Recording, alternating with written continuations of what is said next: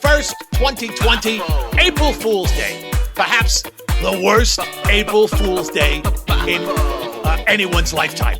What if comedy were a sponge and you soaked it up and then squeezed it completely dry? That's what this particular April Fool's Day would be because of this lockdown, because of this virus quarantine. Know what? There was an article on CNN I was just perusing before I came on the air that you can't, people are saying, don't even try and do April Fool's Day pranks today because it'll upset people. You know, people were going into Walmart and coughing on stuff, which is, that's, you know, what do you expect? You know, people in a Walmart, but still it's stupid. But there are other non-virus pranks people could be playing, but there's been such a comedy chilling effect all day long.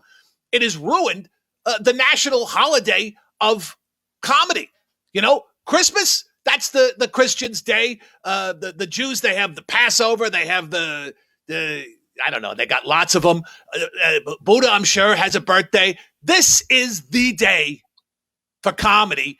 And it's been in a crapper all day long. Typically, this is a day for funny pranks, doing crazy stuff, and you can basically get away with anything. And all you do is say, aha, April Fools. I know you're crying and bleeding, but, you know, it was a joke. But not today. Not today. It doesn't fly today.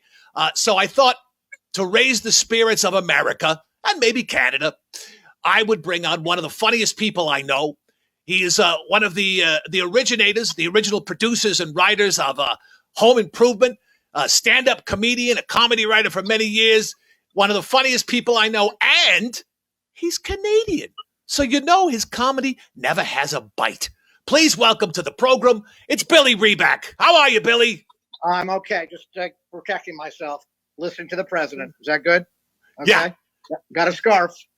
Great. One of the stupidest fucking ideas of all time. I think, is that what he said today? To wear a scarf? Yesterday, he said wear a scarf, and he kept saying scarves. People haven't said scarves since the 19th century. It's scarves, you piece of shit. So, are you okay? Are you coronavirus free? I can take this off now? I'm free. I've been well, actually, I can't transmit it because of my animated nature. I have a different physiology than you do.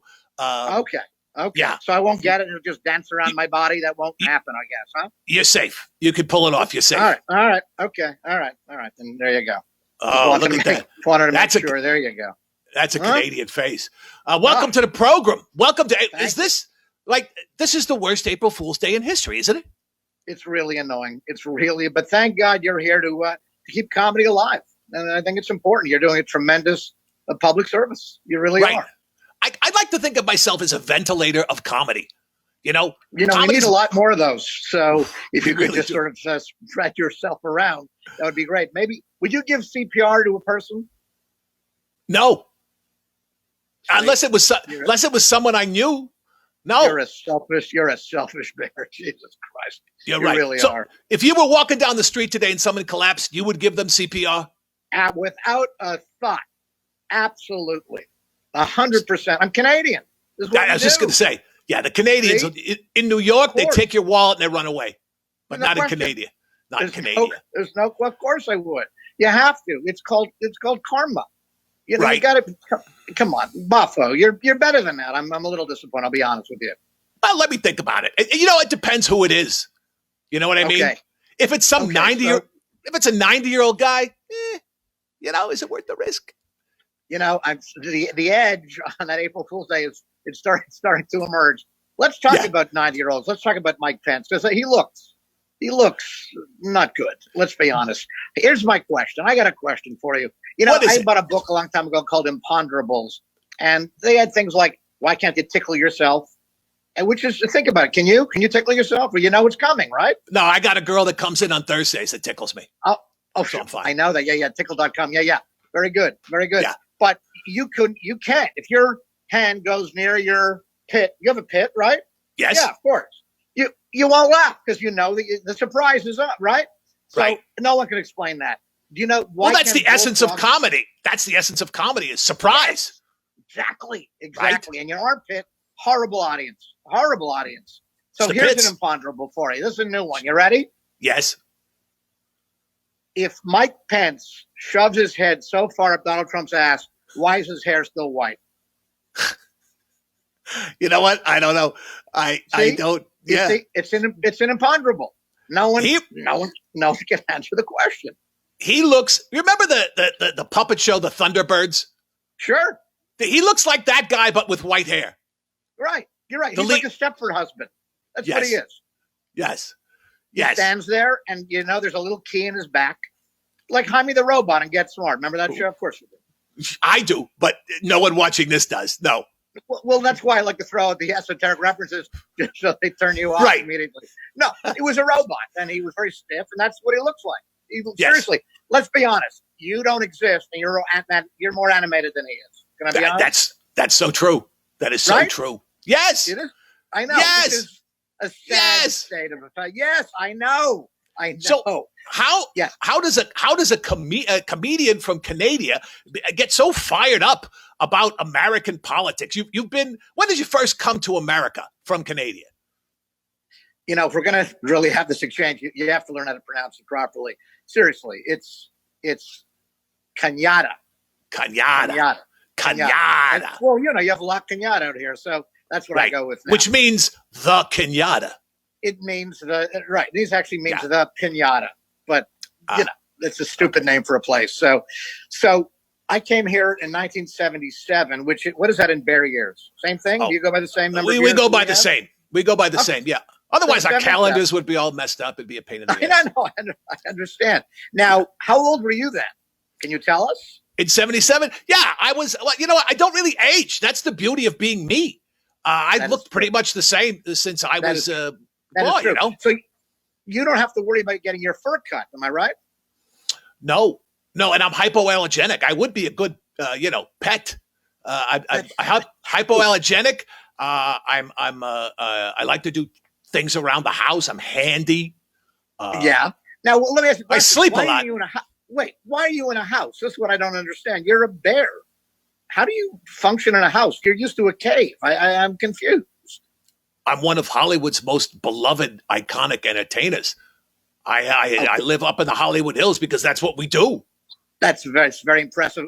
Now, I'm not remembering now. What was the first big show you did? Well, I did. You remember Groucho Marx's You Bet Your Life? Of course I do.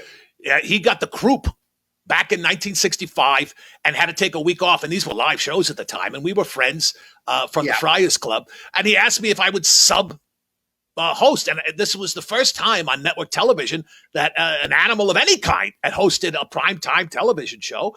And I stepped in. Yeah, it was fantastic. I'm going back to croup. There's an illness that you don't hear. It's like scurvy. No one has that anymore. Right. No, but this is 1965. This is pre all the sexually transmitted diseases, post plague. It was in the sweet spot. I understand. I do. So that's good. So you stepped in and you were such a hit. Boom, right? The rest is as they say. I've done it all. I've done the films. I was in Spartacus and When Harry Met Sally and did a stint on Melrose Place. Harry Met Sally, I think you were in. I mean, let's be honest. Exactly. It was a remake. Okay. Exactly. Right. Yeah. Wanted to be sure because you do look great. It really is true. You're like every woman in Beverly Hills, but without the surgery. It's incredible. Right. I have Botox built in. Right. That's amazing. I know of one woman in Beverly Hills that got one of those phones that does the facial recognition. Can't get the phone to start. Does not recognize. Does not have any idea who she is. Too much work done. And you know what? I don't. And men are doing it too. I don't understand. Who are you fooling? I've known you for 40 years. All of a sudden, you show up and you look like this. And you're very upset and sad. And we're supposed to think that's your real face. Right. No, it fools absolutely nobody. The doctors really are the ones to blame. Let's be honest. At least Donald Trump looks great. I mean, let's be honest. I'm really fucking kidding. Seriously, when he runs out of bronzer and hair dye, it's going to be a very sad day. Let me tell you. It's something that America is not really ready for. There must be some kind of underground railroad getting all those supplies into the White House during the lockdown. Yes. Kennedy used them to get laid. Donald used them to get dyed. This is how stupid he is. The layers are there. So just for you, Boffo, for you, I've come up with a top 10 list. It's with a grace note to Dave and his brilliant writers of the top 10 ways Donald Trump mispronounces coronavirus. Can we do that? You brought a bit. Look at it. See, this is what I'm talking about, people. I brought a bit. We've had guests on, but the guy from Temptation Island, Mark Wahlberg, he didn't bring a bit. No. Debbie Of Derryberry brought a song, but you brought a bit.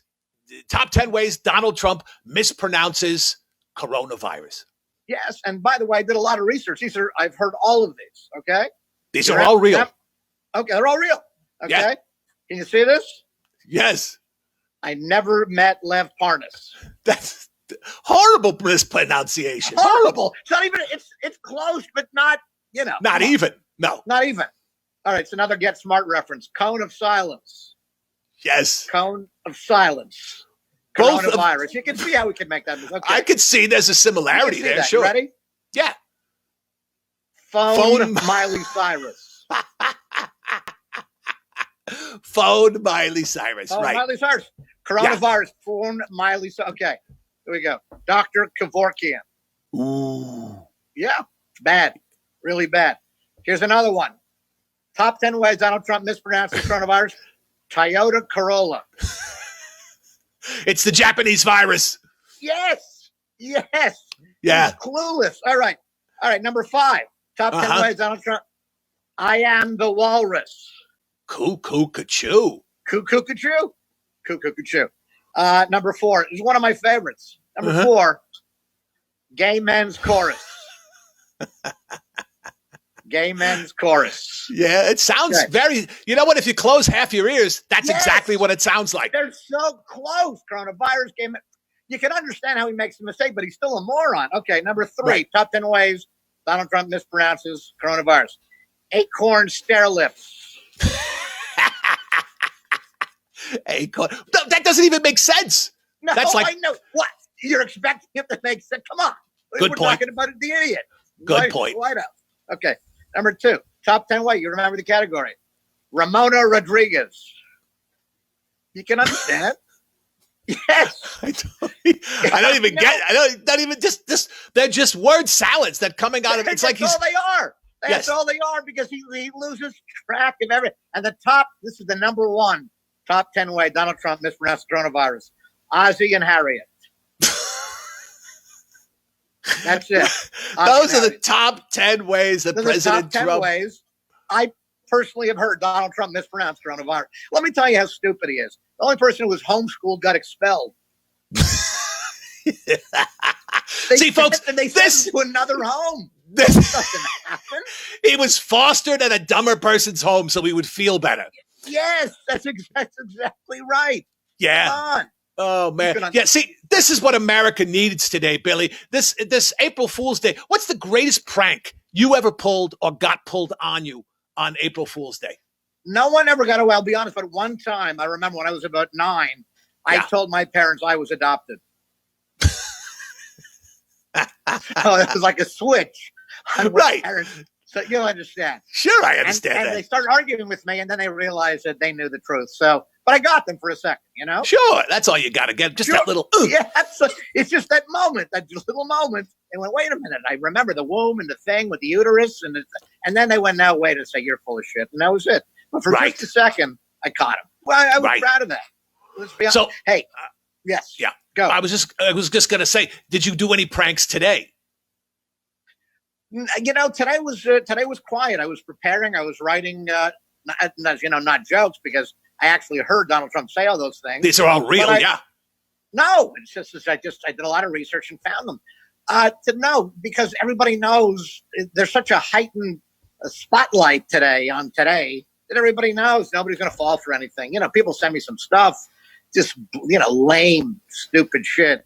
Coronavirus is over. Oh my God, that's hilarious. Just stupid shit like that. So, no, nothing today. People, I think, are on guard, but I think we're doing our part here. I hope so. I think so. Yeah, I mean, that's what we're trying to do. The whole idea is to help people. Right. With the president we have, you don't have to wait for April 1st. What, 2 nights ago, April 1st, I'm talking to a bear. I got carried away. 2 nights ago, tell me that there's a better April Fool's prank than this. He brought on the My Pillow guy to the coronavirus press. I mean, really? Seriously? I saw that. It's hard to believe. You got scientists, brilliant minds. He brought on the schmuck My Pillow, which is, it's just, I'm watching, but this is not even humanly possible. I mean, what are you doing? What are you doing? Wouldn't you love to sit down privately with Dr. Fauci and say, listen, nothing leaves this room. Just tell me what it's like dealing. Fess up. Right. Well, how crazy is it? All right, well, let's get off politics. It's just depressing because there's no way around it. You've been living in Hollywood since the 70s. You toured the country, toured the world as a stand-up comedian. You know what? Whenever I meet a woman, I always, what are you looking for, God? The first thing they always say is, oh, he's got to be funny. Has being funny helped you in your dating life? You're single, right? Let me ask you a question. Yeah. Who gets laid more often? Let's say in history, Brad Pitt or Myron Cohen. Again, with the Myron Cohen. Well, okay, you want to go with a Brad Pitt? Fill in the blank. What do you want? Well, not including Bill Cosby because that doesn't count. But I mean, you know, it's true. I mean, who are we kidding? Rodney Dangerfield. Rodney Dangerfield, Brad Pitt, George Clooney, Stephen Wright. I mean, come on. But they always say they're looking for a man that's funny. You know why? Because women don't want to appear as shallow as we are. We say we like a pretty girl with big tits. They go, I like a man to be funny. Who are we kidding? Stop. It's nonsense. It's helped me not at all. I mean, seriously. Now, really, the fact that I put a joy buzzer in my condom, that's my fault. That's all you. That's all you. But do you like dating? Go ahead. No, but I mean, by the way, when you think about it, it's not a bad thing. Write that one down. That's a good one. Right. So, but especially if you're with a clown lady. A little seltzer down her panties? Absolutely. No question about it. Do you have you ever dated a funny girl? I try to avoid dating. Yes, I dated funny girls. I dated one woman, not funny, not deliberately funny, but a lunatic, if I can say that. And I can, sure. I have. Yeah. Well, you're going to think I'm making this up because it sounds like I've made up everything except for the top 10 ways Donald Trump mispronounced. But this actually happened. I went out with a woman, I swear to you, Boffo. Went back to my hotel room and very attractive woman and smart. And then out of nowhere, she said, do you mind if I wrap you up in saran wrap? And I looked at her like, it's pretty amusing if you're kidding. But she was saran, serious. like you would wrap up a leftover? I said to her, if there's a roast beef sandwich in there, I'll think about it. But it was so good. And she got infuriated, absolutely infuriated. It was insanity, complete insanity. So those are the kind of girls I meet. Didn't know. Attractive. Whoa. We got to. If I allowed her to go ahead. We got to unpack this. This was a first date? Maybe the third date. Okay. She went right past aluminum foil, right to saran wrap. Wow. Yeah, I know. And what she wanted to wrap you in saran wrap and then have sex, or just wrap you and put you in a fridge? You know, that I never stood around long enough to find out. I presume that was going to be, her idea of foreplay. My idea was no play, get out of the hotel room. I mean, come on. First of all, think about it. It's a little confining. I'm a little claustrophobic, and saran wrap doesn't help that. I mean, it's nutty. It's not. What's wrong with just good old fashioned, her, me, and four of her friends? I don't understand. Right. And why saran wrap? Why not Reynolds wrap? You know what? She probably had some shares. Very rich girl. I don't know. I looked in her purse. She had one of those big stupid purses. She had a whole roll. No, she didn't. No, she didn't. You're making it up. Well, wait, I'm not. Wait a second. I'm in a hotel room. Where was the saran? When I'm going to call a room service? Bring me up a club sandwich and some saran wrap. No, come on. You see, people, this is why I love Hollywood. I've been living here my whole life. You can't. This isn't going to happen if you're playing a club in Omaha. No. I'll tell you what happened in Omaha. It was pretty interesting. I went out with a witch in Omaha after I met this girl after a gig, and she said, "Come over to my house in about an hour." Gave me the address, and I went to her house. She was lying in her hammock, naked, and she was purring. And I said, "I don't understand. Why are you purring?" She said, "Well, I'm my dead cat reincarnated." I'm thinking, Well, if you had the cat, that means you were alive. So how can you be the cat reincarnated? And I swear to you, this is what happened. Nothing happened between us. I had to sleep in another room, and I'm not making this up. And I'm glad I'm not, because it's too funny, but it's true. At 3 a.m, I heard a scratching on my door, and I swear to God. No, I don't believe it. And she did, honest. And she's scratching, and then she started purring.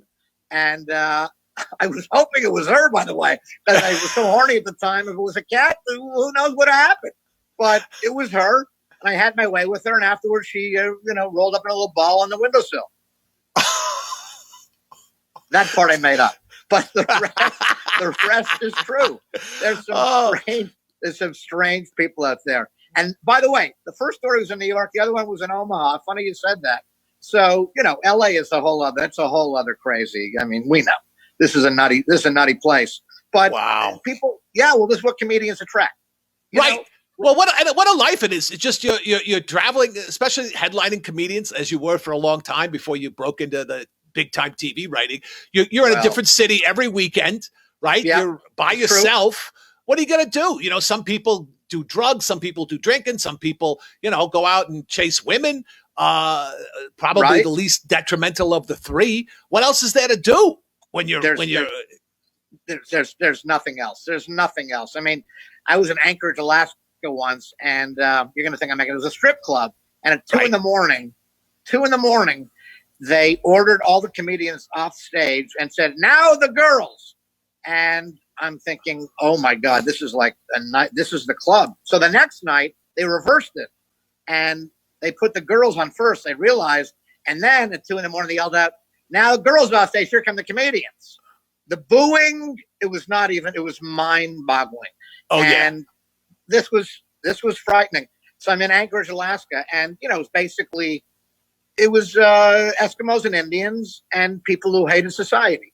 And I was headlining the show, and I had to do an hour. So I did every joke I've ever heard. I did 3 or 4 people's acts that I remembered. I looked at my watch. I'd done 11 minutes. I had nothing left to say. So, I mean, it was a nightmare. No, I used to work the cruise ships up there in Alaska, and people that go to Alaska, people who choose to live there, are hiding from something. That's what I'm saying. I'm saying. A whole audience of federal witness relocation people. I mean, it was mind-boggling. So I had nothing left to say. So I said, "Are there any Jews in the audience?" And knowing the answer, by the way, and a guy yelled out, "Not anymore, pal." So that was the beginning of the end of my stand. It's when I decided maybe writing. Nobody's going to, in show business, you may know this. There's Jews especially in the writing end. So I figured I wouldn't get tossed out of a writer's room because I was a Jew, So it seemed a lot safer to me. Plus, we had full lighting in the writer's room. When I was in Alaska in December, the sun rose at 8 a.m., set at 8:12 a.m. So, not fun. That messes with people. You can't live like that. Yeah, it's crazy. No, crazy. It was absurd. So really, amongst comedians, every day is April Fool's Day. So this is kind of like, right? This is like St. Patrick's Day for the Irish. This is for the amateurs to do funny stuff. It sounds like you've lived a life filled with incident and hilarity. It's true. There's been a lot of mirth in my life. It's true. A lot of mirth. I'm very lucky. Yeah, I'm lucky. Tell me a good story from Home Improvement. You worked on that show. You wrote on. Did you do warm up on Home Improvement as well, or that was other shows? I did do audience warm up. Explain what that is for people who may not know. Well, it's the guy who comes out before the show begins to tape, gets them excited, in the mood, in case they've never seen the show and they just wanted to come see a taping, explain what it's about. Like a fluffer. Really get them. It's basically I'm foreplay is really what I am. That's what it is. And then the show comes in and finishes it off, But the thing is, a 22-minute show can take seriously 5 hours to tape because if there's a costume change that takes place the next day, everybody has to go change wardrobe. That's 20 minutes, 25 minutes, half an hour. If you have women who are a little too fussy, do the hair a different way. And I have to come out and fill in the time, not be too funny, can't be too funny because that overtakes the show. So it's a delicate balance. And I remember once I was doing Roseanne, the show, not Roseanne. I have to be very specific. And somebody asked me, this was mind-boggling. Somebody said to me, does she make up all the material as she goes along? I said, yes. She's so brilliant. And all the other actors are able to take her feed. They get it right in at 22 minutes. And the audience was really laughing. And the one person said, oh, that's amazing. I'm thinking, this is why one day Donald Trump's going to become president. No, not that. I went back to politics. I'm obsessed. You know that. I'll tell you a home improvement story. It was pretty amusing. So I wrote an episode of the show. And on Monday morning, you do a table reading. And that means you read the script, not a big leap in logic. And all the producers there, all the writers are there. The cast is there. Obviously, they're reading their parts. And one of the writers, one of the creators of the show, I'm not going to say his name, really, really smart guy, but was known to not be a big joke guy. Not a big joke guy. Not a joke guy. I had some, let's say, tension between me and Tim. I won't go into that now. We can do another podcast and just talk about that. But he was sort of confused by the fact that I did comedy and stand-up, and I was also a writer. It made him cuckoo. Don't ask me why. Anyway, I wrote that particular script, and we got really big laughs that day. I mean, giant laughs. So after that, the cast sticks around. Actually, just Tim and Patricia Richardson played his wife, and they give their notes. And there were no notes. I mean, it was a funny show. So Tim said, just to fuck with me, he said, I don't know. It's too funny. It's really too funny. And he was serious. And so I turned to the guy whom I said was not Mr. Joke. And I said, don't worry, Tim. He'll punch it down. Giant laugh, because obviously, for those who don't understand, you would punch up a script and make it funnier. So I said, punch it down. And Tim had to shut up. And that was it. We got up and we went for a walk. It was nice. So, it was weird. It was weird. I mean, I was there a long time. It's interesting when you have a comedian who's a star of a show. He was a little insecure around me for whatever reason. I never really could quite figure it out. But I got a great joke out of it. So, I'm a joke whore. I didn't care. It was a story that I've told for years now. So it worked out fine, Right. That's how you view the world. You doesn't matter what, you can get hit in the face with a 2x4. If you get a laugh out of it, why not? And on our show, we got hit by a 2x4 every episode. So it worked out. It worked out great. The truth is, as we know, the planet is screwed up. Thank God for you. And what you do, tremendous public service. I mean, Smokey, all right, put out fires. Everybody knows that. Everyone knows that. Yeah, so do firemen. Big deal. Big deal. Yeah. Big deal. But you. With a shovel. You're going to put out fires with a shovel? No. Really? It's idiot. No, he's an idiot. Smokey said, imagine Smokey with his own talk show. Complete over. Right. Over. Horrible. And we know. But you make people laugh. People love you. You're cuddly. You're funny. And you're blue. And that to me is what I hope I look like just before I die. Right. It's the color of comedy, right? Right. They say don't do blue, but it works for me. I don't work blue, but I am wearing blue because you're right. I didn't even realize that. It seems to be the go-to comedy. It's the go-to comedy color. You're absolutely right. It really is. So, yeah, I know. I'll answer anything else. Have you got one more to throw at me? I do. Now, you've been in the comedy business for a long time. The business has dramatically changed in the last 10 years with the internet and people doing videos and Twitch and TikTok and all that stuff. Do you have any advice? I know you teach kids comedy. What kind of advice do you give these little kids when you're teaching them how to do stand-up, and what the hell possessed you to even go into the coaching children to be funny? Well, if I'm going to be serious for just a moment, yes, and I promise you just a moment, it's a great skill to get in front of people and be able to talk.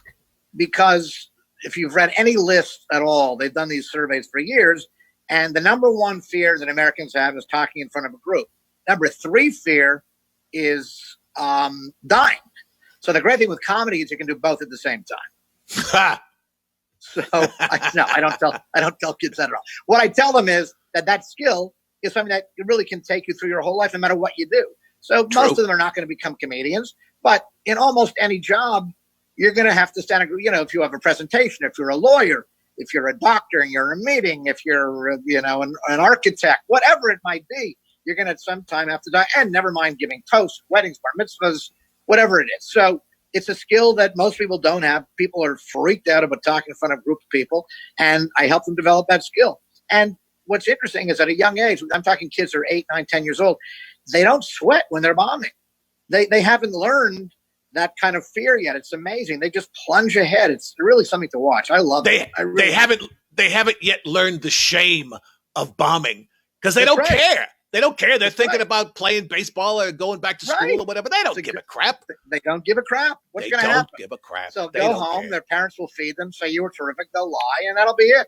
So, right. Well, yeah. Kids can do no wrong now. You go to a Little League game, a kid strikes out 4 times, and the parents are like, yay, Timmy, good job. Sure. How many people strike out 4 times in one game? It's fantastic. I mean, that ties a record.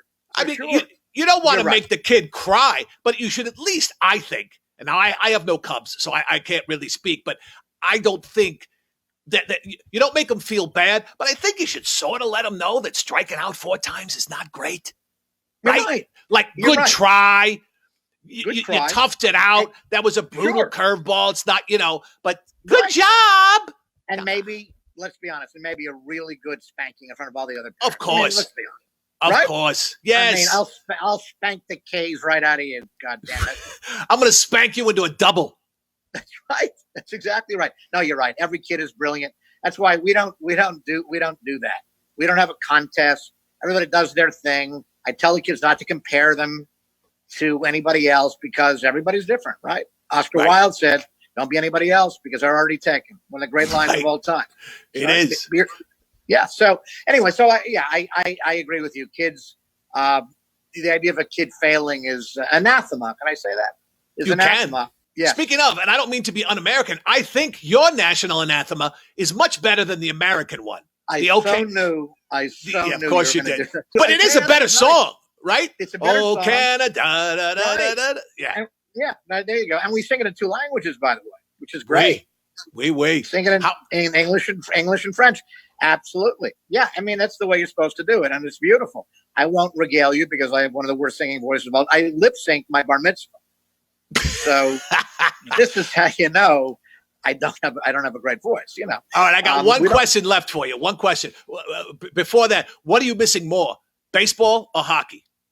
No, I'm missing baseball more. Baseball really is my sport. There's the lore in baseball. Look, I'll tell you a line. I can't take credit for this, but hockey, basketball, they're all great sports. I love hockey, but the history, the lore, the stories, the characters, they don't compare to baseball. Mickey Rivers, you're sure you know. I mean, you've been following baseball for he played for the Yankees, and he wasn't a smart guy. We'll leave it at that. He was not a smart guy.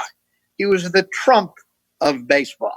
Back to politics. I can't help it. I'm obsessed because the man has to go. Right. So one time in spring training, a reporter asked Mickey Rivers, Mickey, what are your goals for the season? I'm not making this up. Mickey said, I just want to stay injury prone.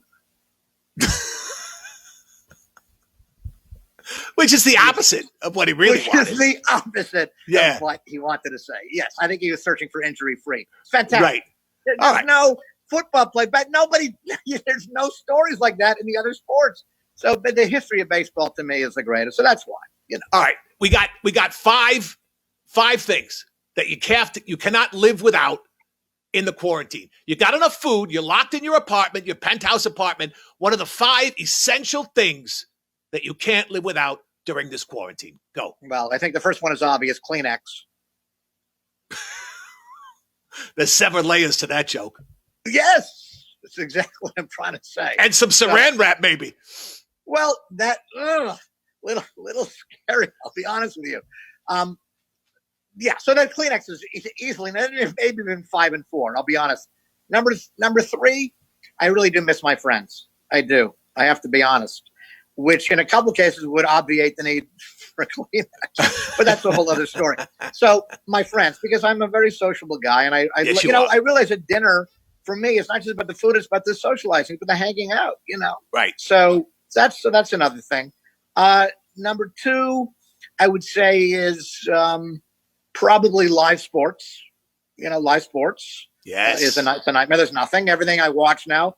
I know, a double in the 8th, a touchdown in the second overtime. It's come on. This is okay if, you have a really bad memory, but otherwise it's a nightmare. And the number one thing is, to be honest, is hearing new jokes that I truly have not heard. Because I go to comedy clubs a lot and I love hearing. So I'm going to tell you a joke that I was lucky enough to have a friend of mine tell me the other day on the phone, and Okay. I think this is a great show. We can close with this. I think it's a beauty. Perfect. So, a comedian is working a home, one of those homes, and he finds out just before he goes on that everybody in the audience has Alzheimer's. Oh, tough. Yeah, tough So crowd. he goes up, he opens with his biggest joke, gigantic laugh, nonstop. They're hooting, they're stomping the ground, they're going for standing up, unbelievable. He figures, hey, they have Alzheimer's. I'll tell it again. Tells the joke again, verbatim, same thing. Giant, but bigger applause. They're screaming, they're yelling, they're chanting his name, they're banging the floor, they're taking the folding chairs and clapping them together. He figures out, what the hell? I'll do it again. Sure, comedy comes in threes. Same, of course. Same exact. I wish I could come in three. Same exact joke. 100%, word for word. They go berserk. This time, standing ovation. They're screaming, yelling his name. He feels like the greatest thing. Finally, after the show, a guy comes up to him. He says, "Can I ask you a question?" He says, "Sure." He goes, "How do you remember all that material?" That's Billy Riback. Harry Back. Billy Riback, one of the funniest people in America and Canada. Thanks for joining us to help celebrate this horrible, worst, unfunny April Fool's Day ever. Hopefully next year it'll be much funnier. Thanks for joining us, Billy. We really appreciate it. Take care of yourself. My pleasure, Bob. All right, we'll talk to you soon. Bye-bye. Okay, be well. You too. That is Billy Riback, ladies and gentlemen. One of the God, how did I do it again? Billy Riback, one of the funniest guys ever. Super guy. Was so happy he came on the show. Hopefully, he was able to help rescue at least a portion of your April Fool's Day, because you got to laugh every day. You should laugh, but you should laugh extra hard every April Fool's Day. All right, well, I'm all laughed out. That was a good one. I'm Boffo the Bear, and until next time, you gotta love me.